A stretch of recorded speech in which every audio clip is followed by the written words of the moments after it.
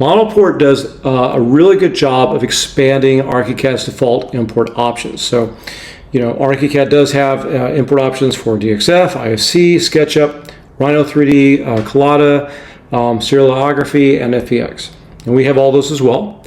But we also have the Autodesk 3ds Max, 3ds Studio, the Alembic ABC, Modo, Lightwave Scene, Blender 3D, the GLTF format, and the X3D format.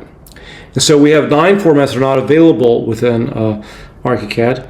Plus, we have what's called import from Archicad. So, for example, if you've imported an object, an IFC or Rhino model or Revit RFA model, and those formats are not available in ModelPort. But if you've imported those into Archicad and you need to be able to edit those objects further, you can select those objects in your Archicad floor plan or 3D views, and select import from Archicad in our menu, and it will bring that directly into ModelPort for further editing. And I'll talk about that more in a second here as well.